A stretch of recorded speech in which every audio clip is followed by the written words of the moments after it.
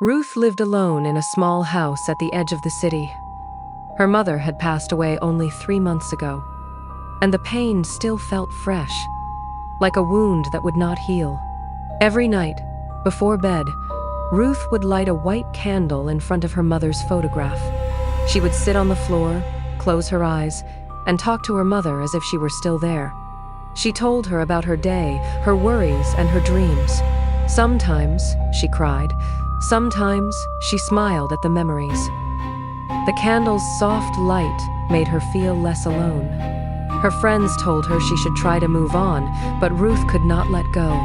The candle was her way of holding on to her mother's spirit.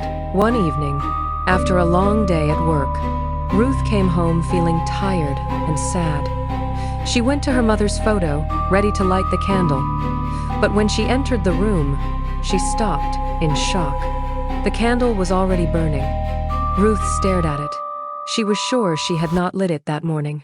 She lived alone. No one else had a key to her house. She tried to tell herself she must have forgotten, but deep down, she knew she hadn't. The flame flickered gently, casting strange shadows on the wall.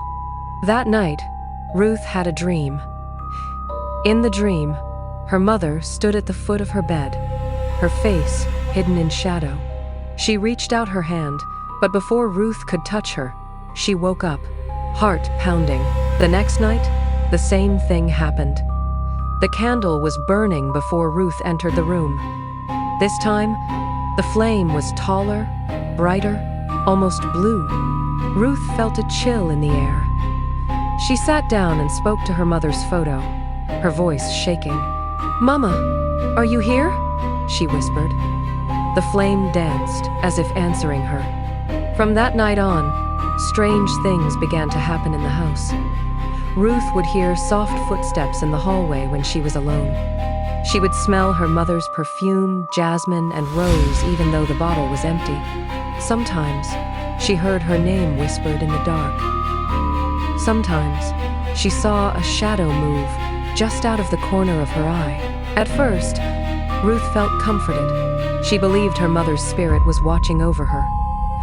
But soon, the strange events became more frightening. One night, Ruth woke up to find the candle burning at her bedside. The room was freezing cold, and the flame cast long, twisting shadows on the walls. She tried to blow out the candle, but the flame would not go out. It burned brighter, almost angry. Ruth's dreams grew darker. She saw her mother's face, but it was twisted in pain. Her mother tried to speak, but her mouth was sewn shut. Ruth woke up screaming, her heart racing. During the day, Ruth felt tired and weak. She started to see things that were not there, faces in the mirror, hands reaching out from the shadows. One morning, Ruth found a note on her kitchen table. The handwriting was her mother's. "Let go, my child. You are not alone, but you must be careful." Ruth's hand shook as she read the note. She realized that something was wrong. Maybe the spirit in her house was not her mother after all. She decided to stop lighting the candle. That night, she hid the matches and the candle in a drawer. But when she woke up, the candle was burning again, right in front of her mother's photo. Ruth felt a cold hand on her shoulder. She spun around, but no one was there. Desperate, Ruth visited an old woman in her neighborhood known for her wisdom. The woman listened to Ruth's story and nodded. "Sometimes, when we hold on to the dead, we open a door," the old woman said. "Not all spirits that come through are kind. Some wear the faces of those we love." She gave Ruth a small bag of salt and a prayer to say. "You must tell your mother you love her, but you must let her go. Only then will the door close." That night, Ruth prepared herself.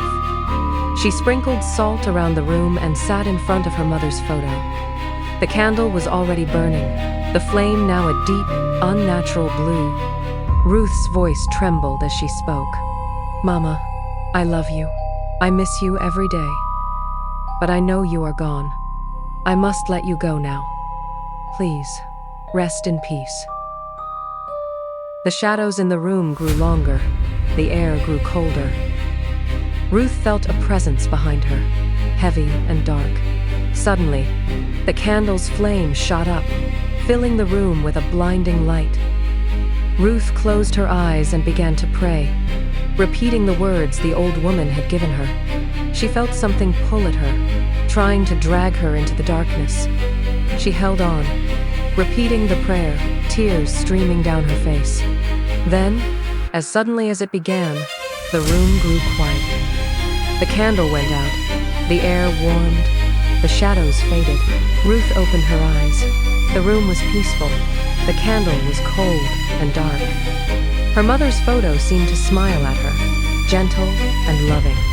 Ruth felt a weight lift from her heart. She knew her mother's spirit was finally at rest.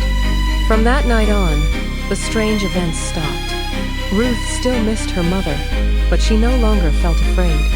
She learned to remember her with love, not with fear. Sometimes, when the wind blew through the window, Ruth thought she heard her mother's voice, soft and kind, but she never lit the candle again.